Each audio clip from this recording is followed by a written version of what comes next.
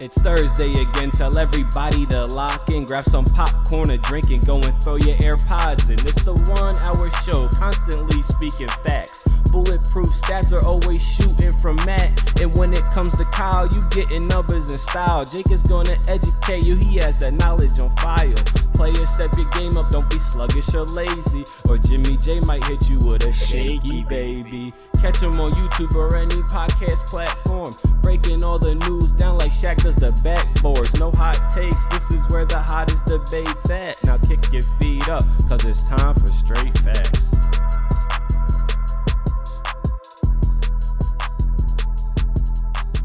What's going on, y'all? Welcome back to Straight Facts, a sports show that educates and entertains, presented by the Up On Game Podcast Network. It's your boy, James Jackson. The full roster is with me, as always. Jake Galley, Kyle Sirik, Stat Matt Robinson.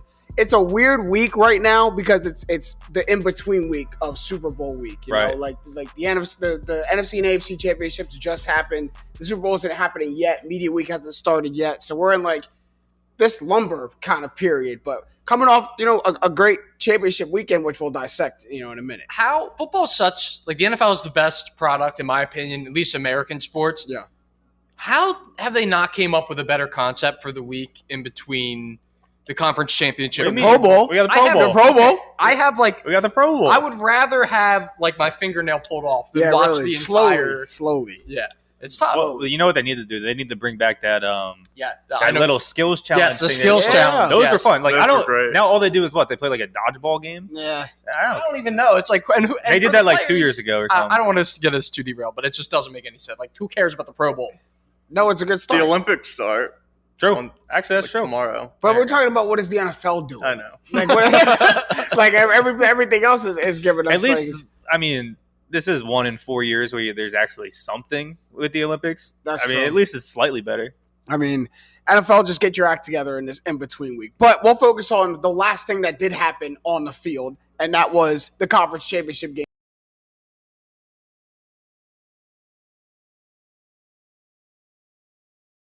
Just continues to be cold.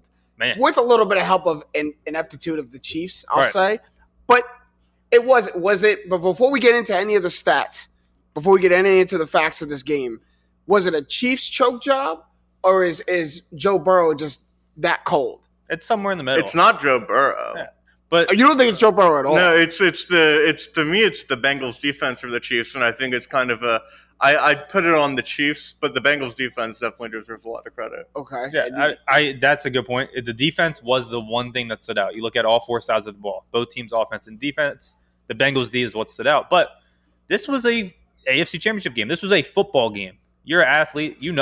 When a game gets competitive, you do what you got to do to win. It might not be the prettiest, right? And Joe Burrow kept his cool. He didn't play great, to Matt's point. He didn't go out and win this game. He threw one pick in the fourth quarter, and then he had another pick dropped in the fourth quarter. He also came back from down 18. I know, So someone had to do that. But he wasn't like lights out. He was no fine. one was. But it's one of those. It's a sports game, and it's at the two, quote unquote, what they should be, the two best teams in the AFC. That's what the championship game is.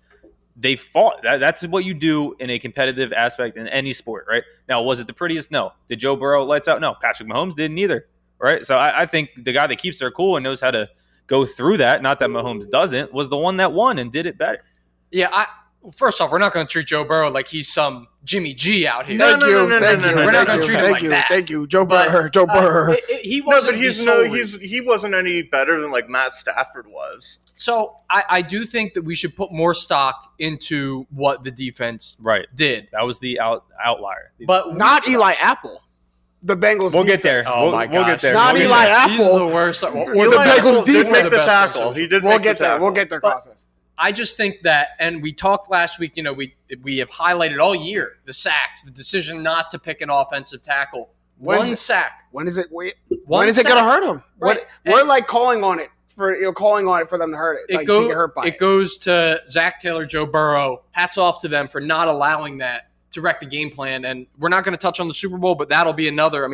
Once again, another focal point for the Bengals. And I guess Joe Burrow will keep finding ways to overcome that. But we'll go on both sides of that narrative. First, we'll talk about maybe how did the Chiefs kind of choke this game away. But then we'll give Joe Burrow and the offense and their defense credit too. But first, we have to talk about how the Chiefs kind of crumbled. Crazy. And we're not used to seeing that. So first question is, like, who deserves the most blame in this thing? Is it the defense? Is it Patrick Mahomes? Is it the Chiefs as a whole? Is it Andy Reid for the play calling? Like, who deserves the most blame in this? I think you can justifiably say this is maybe the first time ever in Patrick Mahomes' career that he has lost his team a game. Mm-hmm. And it's hard to say because he's the most talented player in the league. He's still going to be next year. The Kansas City Chiefs are still going to probably be the favorite next year, regardless of what happens here. But the way that he played in that second half for the second straight time against this Bengals defense, A, is something to examine if you're another team. B, very staggering and unsettling if you're a Chiefs fan. Yeah, Chiefs scored. Before you go, Chiefs scored just 3 points in the second half of that game. They went up 21-3 at halftime and kind of put it in park, kind of put it in cruise control. And it bit him in the behind. And it's funny because Patrick Mahomes said at the end of their Week 17 loss, they asked, why did this happen? And he said, I think we got too comfortable. I think we got a lead, got too comfortable, let our foot off the gas pedal. And I was so surprised to watch them do it again. Like I was referencing that the entire time I'm watching this game. He literally said they were going to do the exact thing they're doing right now. And they tried to become a running football team kind of midway through that game. And I remember saying, I don't know if the Chiefs know how to do this. I don't know if they know how to let their foot off the gas pedal, control clock, run the football, but still stay in attack mode. And they got outside of themselves. They found themselves in situations they don't want to be in. Patrick Mahomes takes bad sacks, and all of a sudden, the Bengals are right on your bumper. So a combination of everything. For me. Yeah, for me, it's very close, but I blame Reid more than Mahomes, just because I just look at when people have been comparing, like, will Mahomes ever pass Brady and all this stuff was narrative before last Super Bowl. It's been a narrative coming up. And the reason why I just don't think that's possible just from a win standpoint is because the perfect combination of having Belichick and Brady. When Brady would have an off game, Belichick would will them to the win. And Reid is a Hall of Fame coach, but he didn't cover for his quarterback who was clearly struggling in the second half with the right play calling. He didn't run the ball a lot in the second half. The Bengals really did a good job adjusting, and Mahomes was like 0 for 6 with a pick on throws outside the hashes, and it's outside the numbers. And Reid just not seeing how to balance where Mahomes was struggling and get the team to win is just what the thing is. And then it's like little stuff like Kelsey not being on the field on the 2nd and goal at the end of the game. But to me, it says that's where a coach has to be a coach and see his star player struggling and win it. And Reid didn't do it. I mean, you get kind of spoiled when you've never had to use that muscle in the last 3 to 4 years, right? Because he just goes out and makes these crazy plays and wins you the game. But Kyle, blame game. I think we split it up. Remember what we did with the Sixers after they blew the Hawks series last year? We kind of split it up. Go to put it in the rows. Yeah, who's in front? Who's in the second row? Who's in the third row? Now instead of Doc Rivers and Ben Simmons, we're looking at the guys Matt talked about, Andy Reid and Mahomes. Right. Andy Reid's the one you can point a finger at. I'm sorry. What was it? I don't know what down it was, but 5 seconds left. You already had taken that shot once. I'm talking about the end of the first half. You'd already taken that shot once. It didn't work out. Now there's 5 seconds left. You're up 18, right? It was 21-3. Go up 21. Go up 21 into the half. I don't understand that at all. And then, of course, I mean, if you look at the play, why Patrick Mahomes would do anything. That was the first read. Hill was the first read on the play. Why would he do anything except throw the ball to the end zone, right? So there's that. But then you also do look at Mahomes. 1.4 QBR in the second half in overtime. I mean, for the best, probably people look at him as the best player in the league, if not the best quarterback in the league for sure is the public narrative. Yeah. I mean, you got to put blame there. And if you want to blame the O-line a little bit, because I had never seen the Bengals defense play like that, especially the front seven, get all that. So there's a lot of things that divvy up. I mean, receiving core did fine. Jerick McKinnon played fine. But those are auxiliary pieces to what the Chiefs do, right? I think we know what their offense is. So, I mean, it's not an all-time collapse, but it's the culmination of those things we're building up throughout the game. You hit that turning point going into the locker room to halftime, and you never come out and you never get that back in the second half, and it led to, I mean, you can see it coming. Andy Reid special, too. Like, remember, this happened to them against the Titans in a wild card round, and the Colts too. Colts a while ago was the one that I remember, where it's just like crazy collapses. All of this to say, and I just want to, when we talk about blame, when we talk about it's Mahomes' fault, yada yada yada. It took them getting 3 points in 8 plays within the 5-yard line, 4 plays at the end of the first half, 4 plays at the end of the second half. They end up kicking a field goal, putting it to overtime. But like, how many times does Kansas City run 8 plays within the 5-yard line and score three points? I mean, they started within the 5, and back-to-back Mahomes sacks put them outside the 30. That's just terrible offense. and I ride with both you and Kyle's points. And Matt, to your latter point, I don't think enough blame gets put on Patrick Mahomes, to be honest. Like I for this game, it's hard to do. No, I don't hear enough blame on Patrick Mahomes for this game. Like, yes, maybe some schemes could get drawn better, but if I have the best quarterback in the world, like I need him to not make losing plays throughout the course of the game, especially if I'm trying to hold a lead and stave off a comeback. You know what I mean? Like, and he just put the Chiefs in so many bad scenarios. And when you're like constantly dropping back, and your first thing to do is kind of spin around 3 times and make a home run hero play. Like, sometimes so many people have this conversation with Carson Wentz, where sometimes the best play is to throw the ball away. Not compare him, but trying to hold the ball and make this hero home run play every time. Sometimes you have to recognize I don't have the best offensive line in the world, so the ball needs to come out quick. Sometimes I don't have the luxury of running around all over the place, and to an extent, it makes me think about the Super Bowl last year against the Buccaneers a little bit differently, because if you know your offensive line is that battered, people were kind of praising him for running 450 yards in the backfield. And now, seeing it kind of happen again and it be a detriment, it's like maybe he shouldn't have spent all that time running in the backfield trying to evade defenders. Maybe it should have been just stepping up in the pocket. Maybe it should have been getting the ball out quicker. Yeah. Maybe it should have been having better reads instead of trying to overcome it the other way of I'm going to spin out the back door every single time and try to throw across my body. It's funny you bring up the Super Bowl, because it was in the second half super reminiscent of that Super Bowl. Yeah. And we heard earlier in the year, we talked about him earlier in the year. We see coverages that no one else sees. So speaking to that, in the second half, the Bengals dropped 8 men into coverage 45% of the time against them. And when they did that, when they did drop 8 men into coverage, they held the Chiefs' offense to 38 net yards on 15 plays. So, like, they're having to bear some of the brunt of the load of, like, yeah, maybe when you are this great, you're going to have to be the trial and error. You're going to have to endure the error, because there isn't really a playbook on how to beat that when they're running those schemes. Oh, let's just stay on that side perfectly then, because we got to talk about the Bengals side of it too. It's not all just the Chiefs giving it away. The Bengals played one heck of a game to bring themselves to the Super Bowl, everybody except Eli Apple. So what did the Bengals do on their side of the field? I mean, I can't believe that man, right? Like he's the just unbelievable, right? Quarterbacks are just built like if you're a good cornerback, you have to have a little troll in you. He's saying, who do I hate more, the Giants or the Saints? You cannot be that unaware of yourself. Like, you can't be that unaware.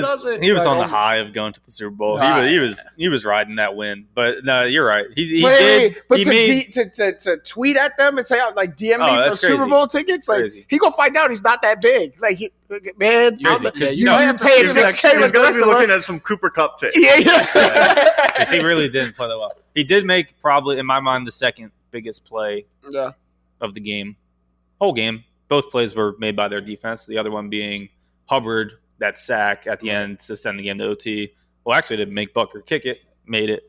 But yeah, I mean, the Bengals, Mahomes, you can't let him get comfortable in the pocket. James just talked about he did all that running around. Maybe that wasn't the best choice of him, but they forced him to do that, right? They're dropping 8 guys back in coverage. They're hiding guys like Hubbard on that blitz as well. It wasn't a blitz. It was a QB spy, and he made the decision to go and blitz. A great decision, straight instinct, right? Mm-hmm. So stuff like that is – and Mahomes tried to run around him, and he broke down and made the tackle. So, I mean, a lot of good individual plays for the Bengals, and yes, Eli Apple had one. I agree with you. But everything else, I agree with you saying that, he played bad because he did. But everything else on that defense, game plan to execution – was very sound. I mean, not many defenses can make Mahomes look like that. Nonetheless, in the AFC Championship game, At Arrowhead. At Arrowhead. That's where I was getting there. I forgot the name of the stadium. I was kind of poo-pooing Burrow, so I just want to walk that back a little bit. You were poo-pooing. Why were you poo-pooing? So I just wanted. He didn't play. I feel like quarterbacks get too much credit for wins a lot of the time, and Burrow's been good this playoffs. He hasn't been great. Is basically my point. But what makes a quarterback a really good playoff quarterback is not caring about your most recent throw. Yeah. Because Burrow, short memory. Doesn't matter if he had a drop pick on the drive where he had the drop pick on third down, he escaped the sack miraculously and ran for the first down. The fact that those things didn't faze Burrow the slightest, hitting that third down to T. Higgins that was so crucial to them getting the game-winning field goal after the pick. It's those short memory quarterbacks that always wind up winning in the playoffs, and it's quarterbacks that get in their head that wind up losing. And it's great because even when you're making this comeback, you start to feel yourself gaining momentum, and at some point you have to forget the rest of the game. Like, I don't care what happened through quarters 1 through 3. I have an opportunity in the fourth to win this game. So this is the only part I'm worried about. It's the only game I'm worried about, the game that I'm about to play right now. I mean, she's just icy. And you guys saw the pregame picks. Like, it's on record on the podcast, me saying the Chiefs. Then I watched how this man walked up the Arrowhead on game day with the Cartier glasses. I said, I have to change my pick right here and there for the sake of parity too. But I was like, I have to change my pick. Nailed it. Joe Cool. Whew. And to that point, Joe Cool, he stays in the game, collected, so focused. Joe. The only emotion we saw out of him was when the Chiefs won the coin toss, and he gave a little, like just a little bit inside. But I was really impressed. And this is what I was making that point right at the jump, that he played a good football game. Sometimes not everything goes well. His stats weren't amazing, but you still see him in the pocket. A lot of young quarterbacks, and I think we can take him out of the young quarterbacks and into the best quarterbacks discussion after this season. But a lot of young quarterbacks aren't good at getting to their second, to their third read, right? Mm-hmm. Well, it really didn't have to be Jamar Chase on Sunday. Yeah, on Sunday. CJ Uzomah, who has been a great target, hasn't had the most targets on that team, but has been a great, reliable check down. Got out in the first quarter. He's going to Higgins. Tyler Boyd started the game with like 4 catches before Jamar Chase had 1 or maybe 2. I mean, I like how he's getting through his reads, isn't relying on, one receiver to make a play. He's like, oh, you're not open? I'm checking 2, 3. And that's what I see out of a 24-year-old quarterback, 25, whatever he is. Second year in the league, didn't even really get a full first season. That's so impressive. First full season. Which is so impressive. It's impressive. No, he's to me ascended to the very top of this young, next generation of quarterbacks. Yes. All right. Speaking of quarterbacks not developing probably as they should, Jimmy G and the 49ers lost to the Rams in the NFC Championship game. We're going to move on. Don't talk about your quarterback next year like that. That's your guy in Tampa. I'll take Kyle Trask over him, man. I really will. I really can't take Kyle Trask. How do we know? How do you know? Jimmy G. Kyle Trask could be good. How do you know? Jimmy G is that decent. I'm not. This is not what we're going into. You're not gonna trick me into this today. We're gonna talk about how he lost in this ugly performance that he put on in the NFC Championship game. The Rams ultimately beat the 49ers. Really good game at the end of the day to go to the NFC Championship game. But it was really like, how did the Rams end up winning this game? Because for the beginning, looked like they had it. Then it looked like here comes the 49ers. Oh, the Rams are about to blow it. Sean McVay is about to blow it. Oh. He really wanted to blow that game. I don't know what's Those up with challenges him. were Like, what is Neither that? one made sense. Either of them. They have a guy. Neither They one. have a guy or girl up there watching the game, making it like, hey, Had you to need be to challenge screaming in his that. ear, don't do it, don't do Hey, it, don't do it. don't challenge that. Just like you, me, the viewer, watching at home, are like, all right, Oh, really yeah, shouldn't don't. challenge that. Really shouldn't burn your last time out. And your Challenging last time out. a fumble that was never when you're going to get- losing. Right. It was. I cannot believe A, they escaped this game with a win. Okay. And B, that if they would have lost, he would have been under big time fire. So all things considered, one, I think he still had some explaining to do when he got in the locker room. But all things considered, how did the Rams win this game? Like, how'd they get it done then? To me, it's one. I mean, like, as much as coaching one way with McVay made some errors, put his team in a bad spot, the fact that Deebo Samuel didn't touch the ball in the fourth quarter is ridiculous. San Fran really doesn't have a great offense. We've been saying this. They rely heavily on the run. They rely even more on Deebo Samuel, whether it's run or pass, right? So that was questionable, and they're not a high-powered offense, right? They stick around in games. That's been their formula. We're going to get the stop on D, and it was a low-scoring game, and they just didn't score enough points to get it done. Like, to me, the Rams didn't play great. I think both teams I don't think they did. in the AFC Championship played better than both teams in the NFC Championship did. I'll give you that. And that's as bad as what we just talked about, how KC didn't even play up to half of their potential. For the past 2 rounds, you could say that too. Yeah, Buffalo probably. and Kansas City as well. Oh, yeah. The Rams tried their best to give away both of these games. Now, what's concerning going into the Super Bowl, and we'll hit Super Bowl next week, so I won't talk about the game, is that they just won 2 ugly football games. Yeah. Now, they did earn the one against Tampa Bay. They tried to give it away, but their they offense looked good. Yeah. They earned it. This one, I'd be a little worried about. Now, you're going to the Super Bowl. That's in the past, right? But recent performance has been a little shaky for the Rams. Hey, it's to me, it comes down to taking advantage of opportunities. It's like a game boils down to for a couple of opportunities you need to make, and San Fran didn't take advantage of the opportunities they have. Tart dropped, and I know no one's harder on himself than Tart is right now. But that it has to be mentioned, right? You drop it, and then Stafford rebounds, and the Rams go and kick a field goal and get points out of it. And then Jalen Ramsey drops a pick. That's an opportunity to give. It's new life given to you. Jalen Ramsey should have taken this probably to the crib. Like, that's new life to you, and then you punt it two plays later. Like, that's an opportunity you have to take advantage of, and at least extend the drive. At least give yourself a better field position. You don't do anything with the ball, and you punt 2 plays later, and the game goes on. The Rams win it. So there's opportunities that the 49ers didn't make that doesn't come out. Yeah, and just small things like they had 4th and 2 at the Rams 45. They give the ball to Debo there, they're getting the first down. Yeah, and they take a delay when they're not going to jump, and because Kyle Shanahan is afraid of Jimmy G in the 4th quarter, and I think that gets into Jimmy G's head, and Jimmy G proves Kyle Shanahan. Yeah, it's like a self-fulfilling prophecy. Vicious cycle. And it's like I pulled up the stats for the 4th quarter of Sunday's game and the 4th quarter of the Super Bowl, and they're roughly the same for Jimmy G. 3 of 9, 30 yards a pick, versus 3 of 11, 36 yards and a pick. Yeah. I won't tell you which one's which because it doesn't matter. It doesn't matter. Yeah, they lost them both. Yeah. And in the 6 playoff starts that Garoppolo has, he has a 28 pass already in the 4th quarter. That's last among all quarterbacks with 30-plus 4th quarter passes since 1991. This the guy you try to sell me on? That's the winner. That's the winner. I don't think he's a good. What I say he's not a good quarterback, but he's a winner. He's a winner. Let me ask you. I don't think he's the only quarterback in the NFL right now with 2 Super Bowl rings. Get out of here. Yeah, see, that's wrap your head around it. Is that true? Wrap your head around it. When keeping it real goes wrong. I guess Tom Brady's not in the NFL anymore, technically. Jimmy G, here's all you got to ask yourself. Does a winner with the game on the line throw the ball backwards without looking at the receiver to end the game on an interception? I'm gonna defend Jimmy G on that play. It hit the guy in the hands. Don't. He can't take that sack because it'll be like 4th and 30. He's got to do a desperation throw to hope it's incomplete so they can have a shot. Right, he could have thrown it at that guy's feet though. Yeah, but he's falling down, doing like a shovel.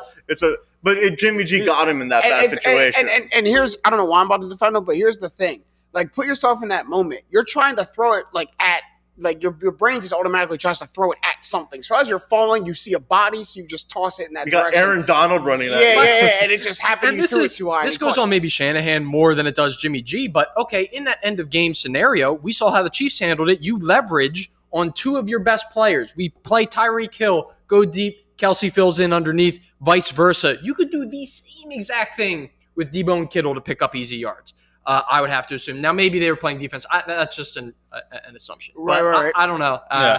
Tough spot. But we know Shanahan will give Debo the ball. Instead of hating on everyone, we got to give flowers to Cooper Kupp. Yes. Okay. Because you could argue that if the MVP was decided now, they'd give it to him after how Rodgers played in the playoffs and Brady didn't. Stafford had been playing. Yeah. So he had 11 catches, 142 yards, 2 touchdowns, and the Rams had 11 third down conversions. 6 of them were Cooper Kupp catches. Get your best player the ball in the time. Yeah, get your best player the ball. Absolutely monster. Now, good on Sean McVay for doing that. Get my best player the ball when it matters.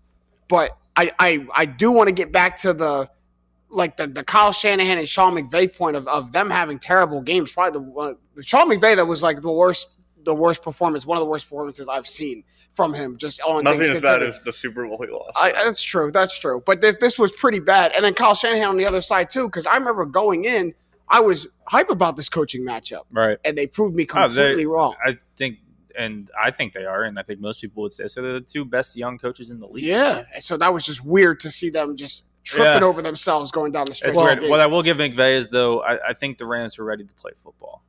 The 49ers, maybe not so much. I think the Rams defense is also something that we have to talk about because they shut down probably the best rushing attack in the league. I know the Eagles were statistically, but when it all comes down to that, the 49ers probably had a better run game. They can do more things. They only had 50 yards rushing on 19 attempts. Yeah. That's 2.6 yards per carry. That's not good at all. And we can wrap that in with Jimmy G, right? That game was still close, and no, Jimmy G didn't play well, but everything that had worked around him wasn't working around him anymore, and he still had a shot to come win the game. And I said in the group chat, Rams are playing the run hard. They were flying into those. They were going to, smartly enough, force Jimmy G to beat them, as you just said. I've seen, we said on the podcast, guy can be running wide open. Jimmy G just cannot get him. Yeah, I've seen playing the run, and I've seen assuming the run, and that's just assuming you're going to run. You're literally going to have to beat us. We're not even gonna we're not going to play smartly. I'm shooting a gap if I see it, make Jimmy G beat him. So, but before we move on, who do we roughly think? Because this is how we'll get into it without getting to it. Who do we think deserves to win more? This was a little conversation we were having off camera before because I want Kyle to present his point. That's what I want to put Kyle on the spot. Well, but who do we think deserves to win this game more? Because it's the up and coming team, the young up and coming team who's looking to cement a legacy, and there's a bunch of veterans who it's a long time coming for them. So who do we think deserves it more? That's a weird question. The Rams. Who deserves to win? The Rams deserve to win. They knocked out the defending champions at the defending champions' house. I know they almost blew it, but they did that. Right. That's huge respect. They went 12-5. They won the hardest division in football, and they've had stretches this postseason where they were dominant against the Cardinals. They were dominant in the first 3 quarters of